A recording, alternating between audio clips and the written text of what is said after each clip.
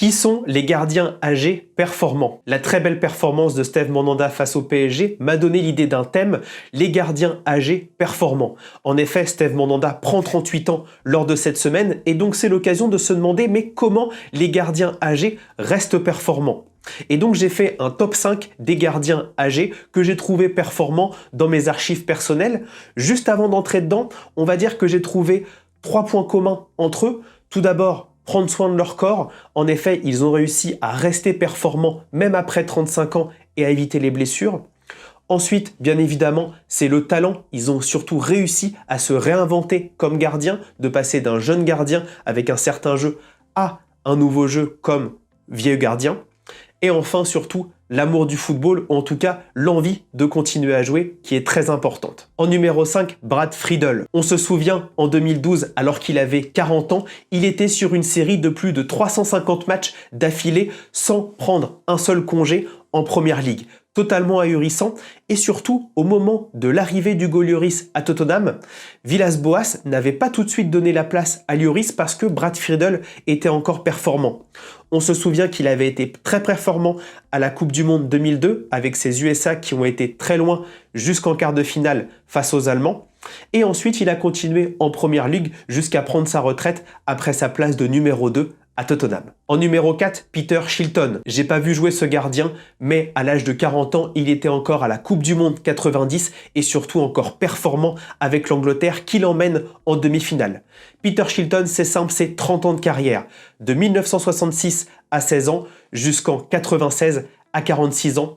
Totalement ahurissant.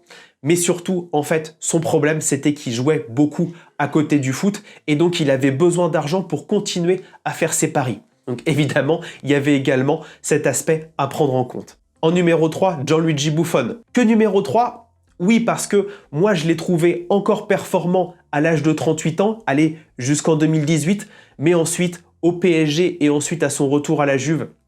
Force est de constater qu'il était plus très performant, néanmoins, il est resté performant de ses débuts à Parme jusqu'en 2018 à la Juve.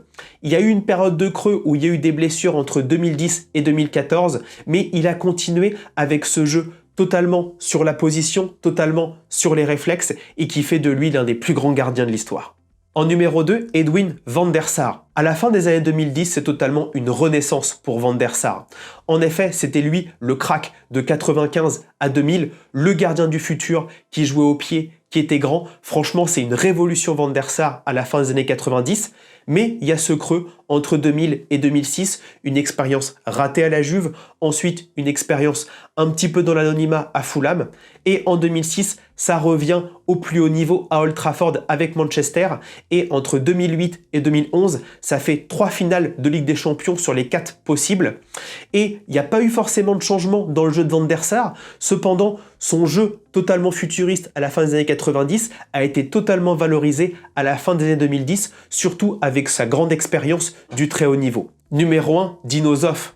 Évidemment, il gagne une Coupe du Monde à l'âge de 40 ans en 82. C'est le dinosaure. Il commence sa carrière comme numéro 2 en 66. Il apprend un peu le métier. C'était notamment un gardien qui était totalement sur le positionnement, un petit peu comme Gianluigi Buffon.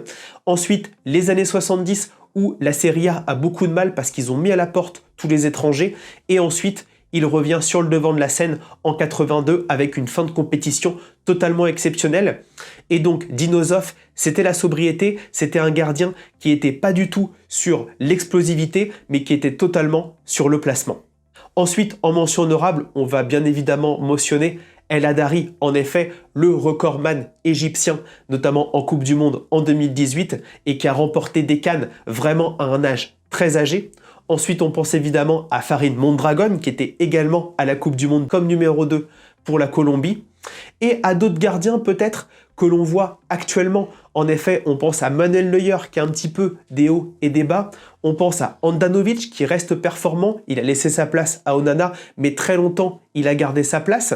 Et on peut penser peut-être à d'autres gardiens, par exemple comme Keylor Navas, qui vont continuer à jouer après 35 ans et à être performants. Dites-moi en commentaire les gardiens que vous avez vus être performants après 35-36 ans malgré leur âge. Ça va me permettre également de me souvenir de certains gardiens.